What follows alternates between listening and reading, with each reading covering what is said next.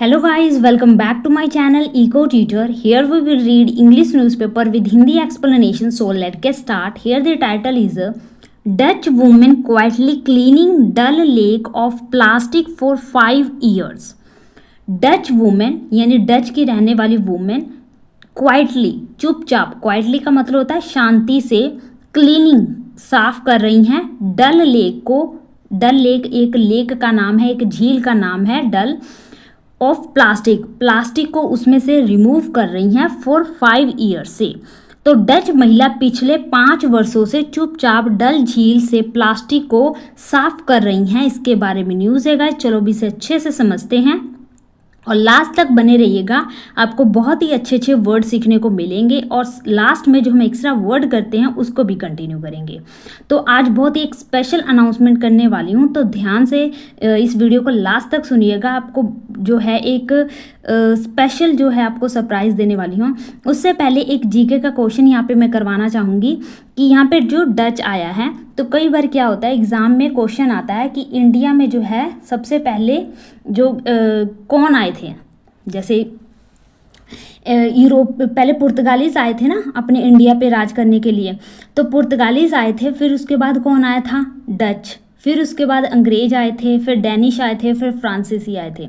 तो कई बार क्या होता है हमें इसका जो है क्रम नहीं याद होता कि दूसरे नंबर पर कौन आए थे या सबसे पहले कौन आए थे और सबसे लास्ट में कौन इंडिया को मतलब छोड़ के गए थे।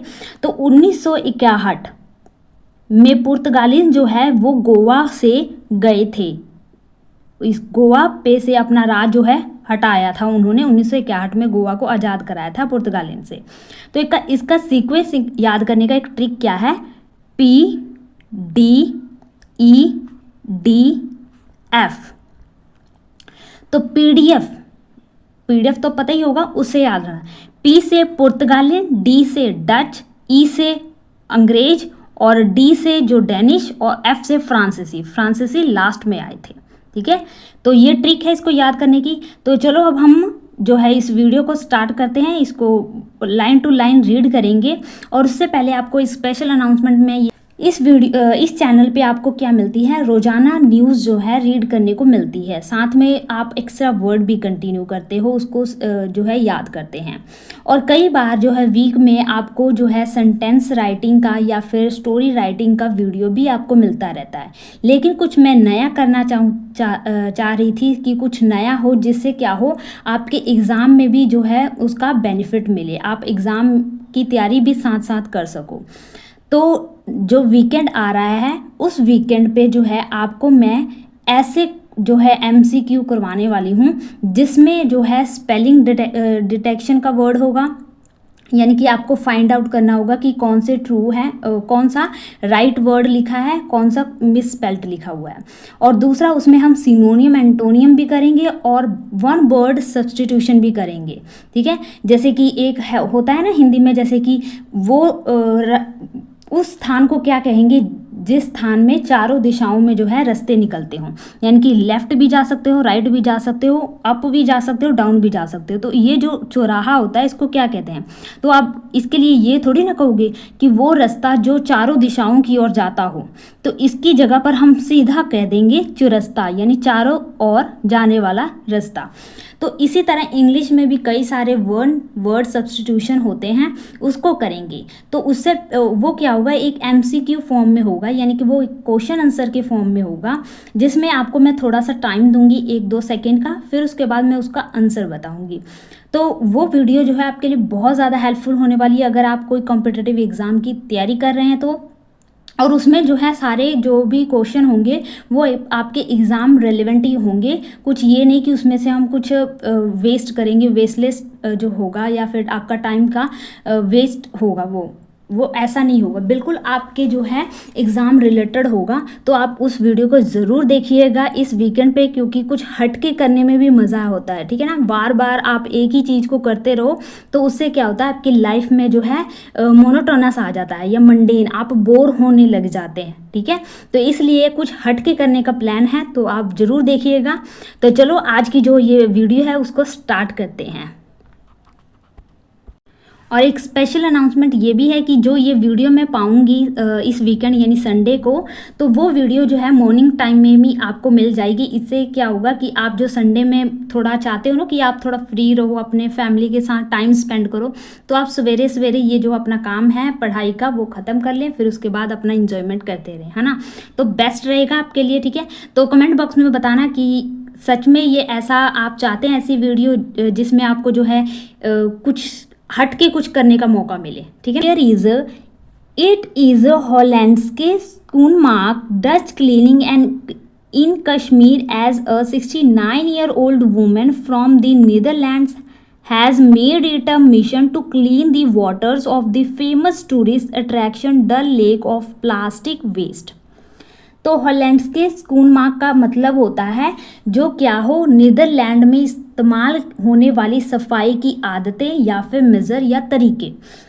तो ये एक डच क्लीनिंग है। तो यह एक कश्मीर में हॉलैंड्स के शून्य मार्क है, क्योंकि जो एक 69 ईयर्स की जो वुमेन है नीदरलैंड से, उन्होंने एक जिम्मा उठाया है या एक मिशन जो है उन्होंने बनाया है, किस लिए, क्लीन करने के लिए पानी को, जो पानी किसका, फेमस टूरिस्ट अट्रैक्शन डल लेक, जो क्या है अट्रैक्शन बना हुआ है पर्यटक का, टूरिस्ट का, डल लेक, उसमें जो प्लास्टिक वेस्ट जो करते हैं यानी जो भी कचरा उसमें डालते हैं उसको साफ करने का उन्होंने एक मिशन बनाया है। Armed with her love for nature. Armed with का मतलब होता है जो हथियार बंद हो या सशस्त्र हो, यानी जिसके पास हथियार हो। जैसे हमारे जो सैनिक हैं वो बॉर्डर पे कैसे खड़े होते हैं अपने पूरे जो वेपन हैं उसके साथ, तो आर्म्ड विद। तो ये क्या है, इनमें क्या है, नेचर का जो प्यार है वो बहुत ज़्यादा है। Alice Hubertina Spanderman can often be seen rowing her boat quietly in the waters of the lake to collect plastic waste and other trash. तो यहाँ पे इनकी फोटो दिखाई जा रही है। इनका नाम क्या है, एलिस हुबर्टीना स्पांडरमैन। इनको देखा जा सकता है रोइंग करते हुए यानी कि बोट को चलाते हुए चुपचाप, क्वाइटली, किसमें, वाटर में, यानी पानी में बोट को अपनी चलाते हुए देखा जा सकता है, जिसमें वो क्या कर रही हैं, कलेक्ट कर रही हैं प्लास्टिक वेस्ट को और या जो अदर ट्रैश है। ट्रैश का मतलब होता है वही जो कूड़ा करकट जो है उसको। नेक्स्ट देखते हैं। She picks up the trash items one by one carefully from the waters and places them in a bag on her boat to clean the lake inch by inch। तो यहाँ पे एक ग्रामर रूल बताऊंगी, तो उससे पहले इसका meaning देखते हैं कि she picks, वो उठाती हैं ट्रैश को यानी जो भी कचरा है, कचरा सामग्री है, वन बाय वन, एक करके एक, कैसे, केयरफुली यानी बहुत ही सावधानी पूर्वक, फ्रॉम दी वाटर, वाटर से, एंड प्लेस, और उसको रखती हैं एक बैग में जो उन्होंने अपनी बोट में रखा हुआ है कि इसमें कचरा वो वगैरह सारा कुछ फिल करती हैं। तो देखो यहाँ पे ये है कि जब भी कोई भी प्रेपोजिशन से पहले वाला वर्ड और लास्ट वाला वर्ड यानी कि दो सिमिलर वर्ड को जब किसी प्रेपोजिशन से जोड़ा जाता है तो वो कभी भी प्लूरल फॉर्म में नहीं आते। जैसे यहाँ पे देखो बाय क्या है, प्रेपोजिशन है, और वन ये दोनों सिमिलर है ना, तो इनको हम वंस नहीं कर सकते, ठीक है ना, या फिर वंस बाय वन नहीं कर सकते, इनको हमें सिंगुलर फॉर्म में लिखना पड़ेगा। या आप कहो इंच बाय इंच, तो ये भी नहीं कर सकते, यानी कि हम यहाँ पे एस भी नहीं लगा सकते, इनको हमें सिंगुलर फॉर्म में लिखना पड़ेगा। जैसे कहते हैं ना कि मैं वोट मांगने के लिए, यानी कि जो लीडर होते हैं वो कहते हैं ना कि मैं वोट मांगने के लिए हर दरवाजे के पास गया, यानी कि वो क्या गया, डोर टू डोर गया, तो डोर टू डोर, ठीक है, यहाँ पे हम सिंगुलर फॉर्म में लिखेंगे। I also did it in the Netherlands as I was living on the seaside। तो I also did, मैं यह करती थी नीदरलैंड्स में, एज, क्योंकि मैं कहाँ पे रहती थी, सी साइड, यानी कि जो समुंदर होते हैं उसके साइड में रहती थी। In general the Netherlands is clean, in general means सामान्य तौर पर जो नीदरलैंड है वो क्या है, क्लीन है, साफ है, बट शिप्स थ्रो वेस्ट, लेकिन जो बोट होती हैं या शिप होती हैं वो थ्रो करती हैं, फेंकती हैं वेस्ट को, यानी कि जो भी कचरा है उसको। So I started collecting the waste, so इसलिए मैंने क्या किया है, शुरू किया है इस जो ये वेस्ट है इसको उठाने का। It is in my nature, यह मेरे नेचर में है। अगर इसी प्रकार का नेचर हमारे सभी जो पीपल हैं उनमें हो जाए तो आज जो है धरती साफ सुथरी नज़र आएगी, है ना। व्हेन आई सी इट, तो जब मैंने इसे देखा, I can not avoid cleaning up, तो मैं रोक नहीं पाई कि अवॉइड नहीं कर पाई अपने आप को, यानी रोक नहीं पाई क्लीनिंग अप, इसको साफ करने से रोक नहीं पाई। Spanderman said when asked about her passion, जब स्पांडर जो हैं उनसे पूछा गया उनके विज़न, उनके जुनून के बारे में, यानी उनका पैशन क्या है, तो उन्होंने बताया कि मेरा पैशन क्या है, साफ़ सफाई, यानी कि मैं आसपास क्या देखती हूँ, साफ़ सफाई देखती हूँ। इसलिए जब भी मैं देखती हूँ कि कहीं पे कचरा डाला जाता है तो मैं उसे क्या करती हूँ, उसे साफ़ कर देती हूँ, क्योंकि मैं अपने आप को रोक नहीं पाती कि कोई चीज़ गंदी हो रही है। ये मतलब भावार्थ में आपको बता रही हूँ यहाँ पे। The Dutch tourist came to Kashmir first nearly 25 years ago and instantly fell in love with the place. तो ये जो डच टूरिस्ट हैं, यानी जो डच से आई हैं यहाँ पे घूमने के लिए, कैम टू कश्मीर, ये कश्मीर आई फर्स्ट, पहली बार, नियरली 25 years, यानी 25 साल, लगभग 25 साल पहले, एंड इंस्टेंटली का मतलब होता है तुरंत, इमीडिएटली। तो इसके लिए यहाँ पे हम वर्ड देखते हैं।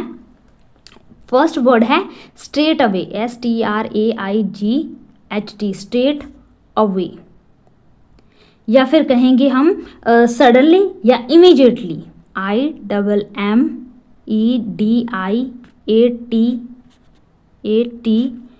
इमीडिएटली। तो मैं उसी वक्त क्या हो गई, इसके प्यार में पड़ गई, क्योंकि कश्मीर क्या है, बहुत ही सुंदर प्लेस है, इसलिए तो कहा जाता है ना, कश्मीर धरती पे क्या है, हेवन है, स्वर्ग है। When she returned about 5 years ago, जब वो रिटर्न वापस आई 5 साल पहले, she stayed in the valley, तो वो रुकी, स्टे मतलब रुकना, वो उन्होंने यहाँ पे स्टे किया, कहाँ पे, वैली में, घाटी में, but was डिसमेड with the levels of pollution in the lake, लेकिन वो क्या हो गई, डिसमे हो गई। डिसमे का मतलब होता है निराश हो जाना, हताश हो जाना, यानी कि बहुत ही परेशान हो जाना, कह सकते हैं ना कि मुझे ना तुमसे ये उम्मीद नहीं थी कि तुम झूठ बोलोगे, तो आपको क्या हुआ, बुरा फील हुआ ना, आपको दुख हुआ। तो यहाँ पे भी कह रहे हैं कि उन्हें बहुत दुख हुआ यह देखकर कि जो पोल्यूशन है लेक का वो क्या है, बढ़ चुका है, यानी बढ़ गया है, क्योंकि लोग वहाँ पे क्या कर रहे हैं, थ्रो कर रहे हैं वेस्ट मटेरियल को। I started picking the trash right from the day I came to Kashmir, तो मैंने शुरू कर दिया पिकिंग मतलब उठाना, द ट्रैश कचरे को, राइट फ्रॉम द डे, यानी जब मैं यहाँ पे आई और देखा कि ये सब कुछ हाल है यहाँ पे, तभी उसी दिन से मैंने शुरू कर दिया इस कचरे को उठाना। Now it has been 5 years, अब कितने हो गए, 5 वर्ष हो गए हैं, शी सेड, उन्होंने कहा।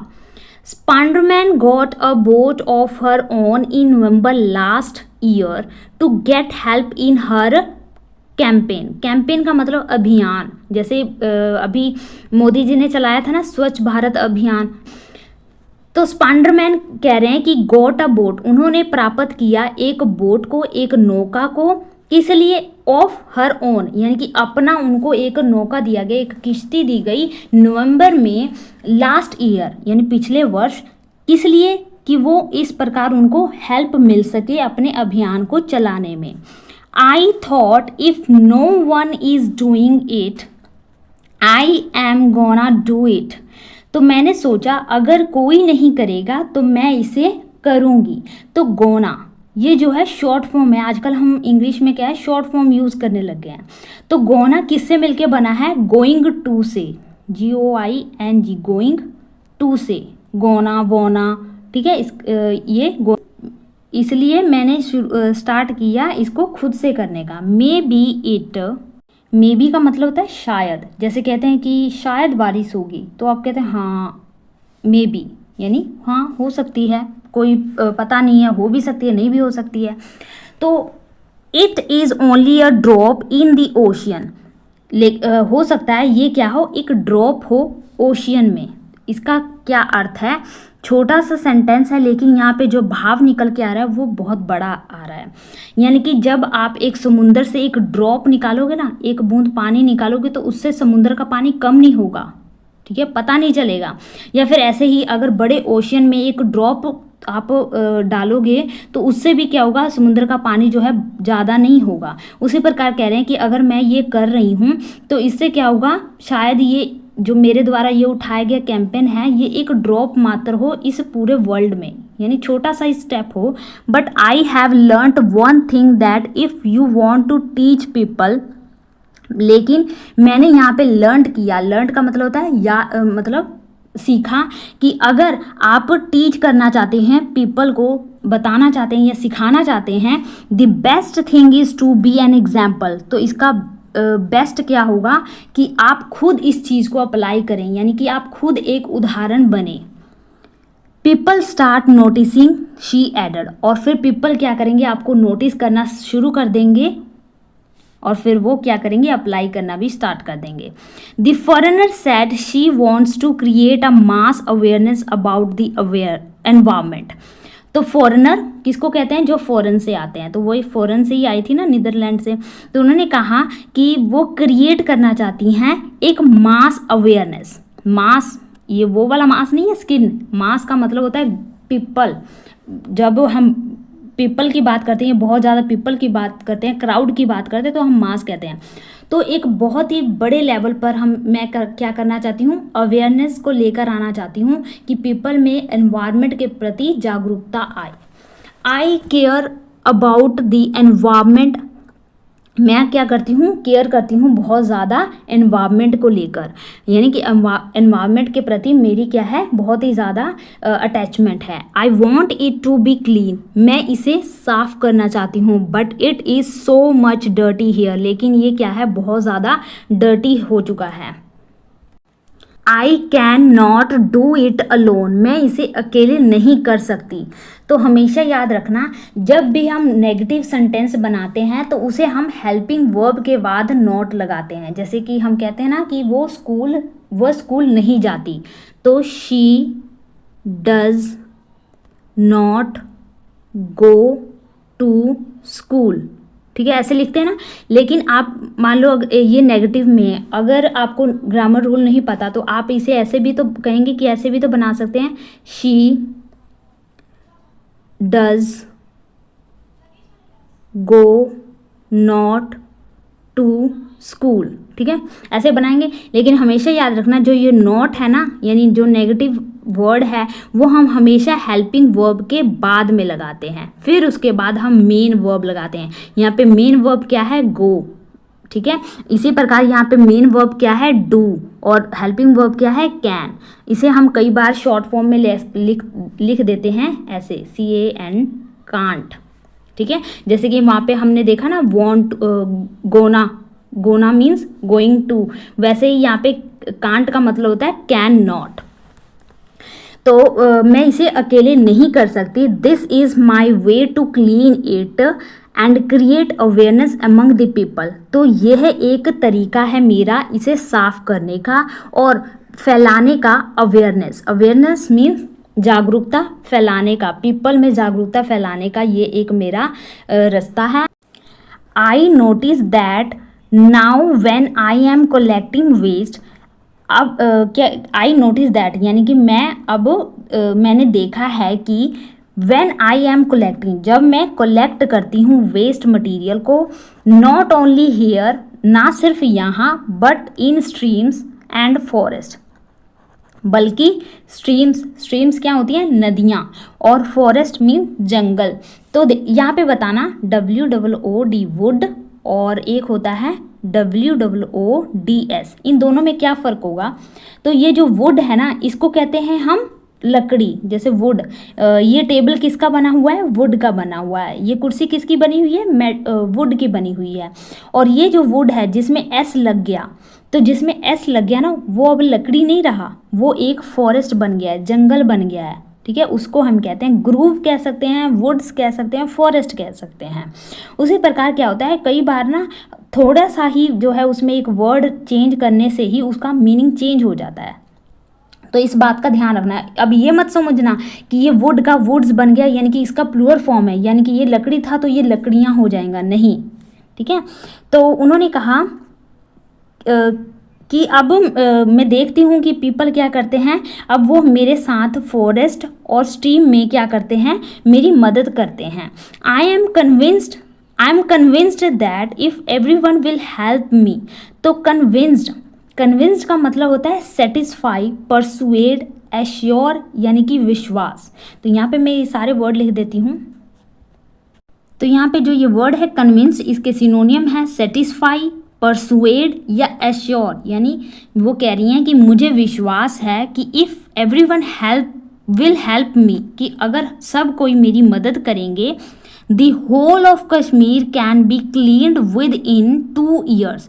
तो ये जो पूरा कश्मीर है, होल का मतलब होता है ऑल, यानी ये जो पूरा कश्मीर है ये क्या हो सकता है, क्लीन हो सकता है विद इन 2 years, 2 महीनों के अंदर अंदर। तो जब हम अंदर अंदर की बात करते हैं तो विद इन यूज करते हैं, ना कि इन। I really believe in that, मैं सच में इस पर विश्वास करती हूँ कि हाँ ऐसा हो सकता है। मैंने कश्मीरी से इट विल टेक 1000 years। तो कई सारे जो कश्मीरीज हैं यानी जो कश्मीर में रहते हैं वो कह रहे हैं कि इट विल टेक, यह ले सकता है 1000 साल। No you can teach within a generation. तो उन्होंने क्या है, नहीं आप टीच कर सकते हैं, सिखा सकते हैं विद इन अ जनरेशन, यानी कि इसी जनरेशन में, यानी कि इसी समय जो है, मतलब थोड़ी ही समय में आप क्या कर सकते हैं, सबको सिखा सकते हैं। सी सेड, ऐसा उन्होंने कहा। तो ये छोटी सी न्यूज़ थी गाइस। तो जब हम बुरी चीज़ों को पढ़ते हैं तो ये हमारा फ़र्ज़ बनता है कि हम अच्छी चीज़ों को भी पढ़ें, है ना। बुरी चीज़ों में से भी हम अच्छी चीज़ों को सीखें, और अच्छी चीज़ों को तो हमें फैलानी ही चाहिए। कहते हैं ना कि जितनी तेज़ी से अच्छी बातें या फैक्ट्स नहीं फैलती, उतनी जल्दी जो है बुरी बातें या फिर बुरी चीज़ें फैल जाती हैं। तो अगर कोई अच्छी चीज़ें करता है या अच्छा कोई काम करता है तो उसको अप्रिशिएट ज़रूर करना चाहिए। इससे क्या होता है, वो और ज़्यादा मोटिवेट होता है और इस प्रकार की जो चीज़ें हैं वो और ज़्यादा उत्साहित होकर करता है। तो हमें इनसे इंस्पायर होना चाहिए। तो जितना हो सके हमें वेस्ट चीज़ों को है पानी में ना डालकर डस्टबिन बॉक्स में डालना चाहिए। अगर साधन नहीं हो तो हमें उसके अपने साथ ही कैरी करना चाहिए, और जहाँ पे हमें उसे डिस्पोज़ करने का मिले प्लेस, वहाँ पे डिस्पोज़ करना चाहिए। तो आई होप आपको ये जो न्यूज़ है ये पढ़ के थोड़ा सा आपको अवेयर हो गए होंगे कि हाँ ये सिर्फ कुछ लोगों के करने से नहीं होगा, सभी को एक साथ होना पड़ेगा। जैसे एक उंगली पूरी मुट्ठी नहीं बना सकती, उसी प्रकार जो है एक पर्सन जो है इस पूरे वर्ल्ड को चेंज नहीं कर सकता। तो आई होप आपको ये जो न्यूज़ है अच्छे से समझ लगी होगी। तो चलो अब हम जो एक्स्ट्रा वर्ड करते हैं उसको कंटिन्यू करते हैं। तो यहाँ पे हम जो है एक वर्ड ही करेंगे और उसके साथ कई सारे सिनोनियम जो हैं अटैच हैं उसको करेंगे, ज़्यादा वर्ड नहीं करेंगे। तो यहाँ पे फर्स्ट वर्ड है वो है डिटेस्ट। डिटेस्ट का मतलब होता है किसी से घृणा करना। तो इसको याद कैसे कर सकते हैं, जब भी कोई आपको कहता है ना कि टेस्ट दे दो, दे टेस्ट, तू टेस्ट दे टेस्ट, तो आप अपना मुंह कैसे बनाते हो, सड़ा हुआ मुंह बनाते हो ना, यानी आप उसे हेट करने लग जाते हो, उसे परेशान होने लग, दुखी होने लग जाते हो। ठीक है, तो उसे आप क्या कह सकते हैं, डिटेस्ट, यानी डिटेस्ट करना मीन्स घृणा करना। तो इसके लिए वर्ड हो जाएगा एबोर, ABHOR। तो भोर में उठना किसको बुरा लगता है, सबसे बेकार कार्य लगता है, जल्दी जल्दी उठना किसी को भी अच्छा नहीं लगता है ना। तो एबोर, भोर से याद रखना घृणा करना, या डिटेस्ट यानी दे टेस्ट, या फिर कह सकते हैं लोथ, LOATH, लोथ। ठीक है, लोथ वही जिसमें कुछ एनर्जी ना हो, बहुत ही सुस्त हो। ठीक है, या फिर कह सकते हैं डेस्पाइज, डेस्पाइज का भी मतलब होता है घृणा करना, हेट करना, या फिर कहेंगे डिसडेन, DAIN, डिसडेन, हेट कर रहे हैं यहाँ पे किसी को। तो अगर आप हेट कर रहे हैं तो आप उसे क्या कर रहे हैं, कैंसिल ही तो कर रहे हैं, उसको ना कर रहे हैं, तो कैंसिल कर रहे हैं यानी कि उसको आप क्या करें, एबोमिनेट कर रहे हैं, एबोमिनेट कर रहे हैं उसको, एबोमिनेट। या फिर कहेंगे एक्सक्रेट कर रहे हैं, EXECRAT, एक्सक्रेट कर रहे हैं, आप उसे और ज़्यादा बिगाड़ रहे हैं यानी कैंसिल कर रहे हैं, उसे रद्द कर रहे हैं। या फिर रैंकर कर रहे हैं, तो रैंकर, या फिर कह सकते हैं आप उसे क्या कर रहे हैं, क्रिटिसाइज कर रहे हैं, उसका निरादर कर रहे हैं, पब्लिकली उसे क्रिटिसाइज कर रहे हैं, वर्बली अटैक कर रहे हैं यानी गाली गलौज कर रहे हैं, तो इसे कह सकते हैं रिवाइल। तो ये सारे वर्ड थोड़े थोड़े जो हैं एक दूसरे से मिलते हैं क्योंकि सारे जो है नेगेटिव सेंस दे रहे हैं, नेगेटिव चीज़ों के लिए वर्ते जा रहे हैं यहाँ पे। तो रिवाइल करना, ठीक है, तो जो आपका एनवी होता है उसके साथ आप किस तरह का सलूक करते हैं, बहुत ही रिवाइल जैसा। या फिर विलीफाई या डीक्राई, आप क्या करें, क्राई कर रहे हैं, डीक्राई कर रहे हैं यानी किसी को लेकर क्रिटिसाइज कर रहे हैं। या फिर आप क्या कर सकते हैं, मेलाइन, MALIGN, मेलाइन। तो मैल क्या है, एक रूट वर्ड है जिसका मतलब होता है बैड, तो मेलाइन मीन्स कुछ बैड ही होगा, बुरा ही होगा, यानी पब्लिकली क्रिटिसाइज करना, किसी को तिरस्कार करना। या फिर कह सकते हैं स्पर करना, SPURN, स्पर्न का भी मतलब होता है उसे आप त्याग कर रहे हैं, छोड़ रहे हैं, तो छोड़ क्यों रहे हैं, क्योंकि आप उसे हेट कर रहे हैं।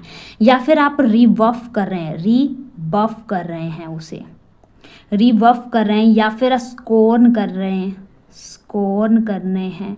या फिर कह सकते हैं ना श्यू करना, मैं तुम्हें यहाँ से श्यू करता हूँ, कहते हैं ना कई सारे बॉस, SHCHE, श्यू करना, ठीक है। तो ये सारे वर्ड जो हैं एक दूसरे से मिलते जुलते हैं, तो ये जो अगर आपको नहीं याद होंगे तो इसका स्क्रीनशॉट ले लेना, 2-3 बार रीड करना तो आपको पता चल जाएगा। तो ये जितने भी हमने यहाँ पे वर्ड किए वो सारे क्या हैं, घृणा, हेट, क्रिटिसाइज, रिजेक्शन, ये सारे नेगेटिव सेंस दे रहे हैं। तो ये सारे वर्ड, तो आज के लिए हम इतने ही रखते हैं गाइस। आई होप आपको ये वर्ड अच्छे लगे तो लाइक कर देना, सब्सक्राइब कर देना। और आपको जो कहा है कि इस वीकेंड पे आपके लिए बहुत ही अच्छा सरप्राइज आने वाला है, तो उसको ज़रूर देखिएगा और बताइएगा कि हाँ उससे आपको कुछ सीखने को मिला या आपके लिए हेल्पफुल हुआ कि नहीं। तो मिलते हैं गाइस नेक्स्ट वीडियो में। Thank you for watching.